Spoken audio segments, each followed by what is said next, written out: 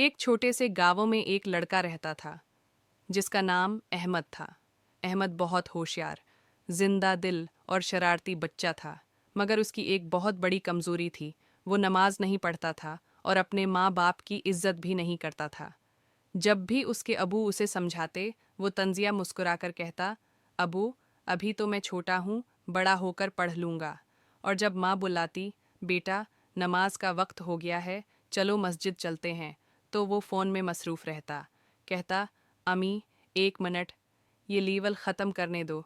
माँ के चेहरे पर मायूसी थी, दिल में दुख, मगर ज़बान पर सिर्फ एक दुआ, या अल्लाह, मेरे बेटे को हदायत दे। दिन गुजरते गए। अहमद के दोस्त उसे खेलों और मोबाइल में इल्झाए रखते। नमाज, वालदेन, दीन, ये सब उसकी नज़रों से ओझल हो गए। फिर एक रात सब कुछ बदल गया। अहमद सो रहा था और उसने एक खौफनाक ख्वाब देखा।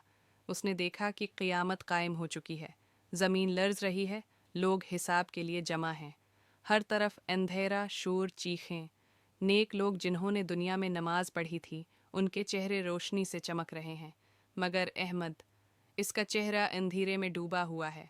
वो लोगों की तरफ बढ़ने की कोशिश करता है, मगर हर तरफ से आवाज़ें आती हैं। ये वो लड़का है जो नमाज से दौड़ रहा, ये वो है जो वालिदैन की बात नहीं मानता था। फिर एक गर्जदार आवाज़ सुनाई देती है, दुनिया में तुम्हारे पास मौका था, मगर तुमने खील को इबादत पर तरजीह दी। अब तुम्हारे लिए कोई मौका नहीं बचा।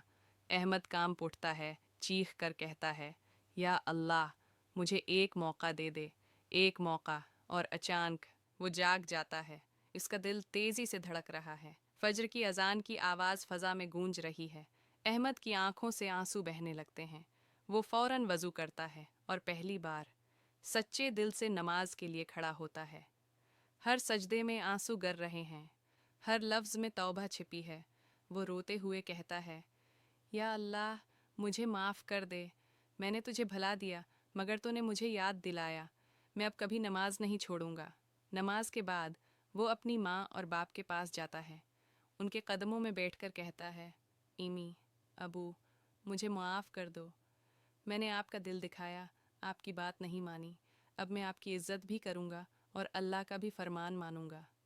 माँ के आंसू बहने लगते हैं। वो बेटे के सर पर हाथ रखकर कहती है, बेटा, जब बंदा अल्लाह की तरफ पलटता है तो अल्लाह उसके सारे गुनाह मुआफ़ कर देता है। उस दिन के बाद अहमद की ज़िंदगी बदल गई। वो अब रोज़ मस्जिद जाता है, अपने दोस्तों को भी नमाज की दावत देता है और उसके चेहरे पर एक नया नूर चमकने लगा है। अहमद कहता है, मैंने सीखा है कि सुकून मोबाइल में नहीं बल्कि सजदे में है।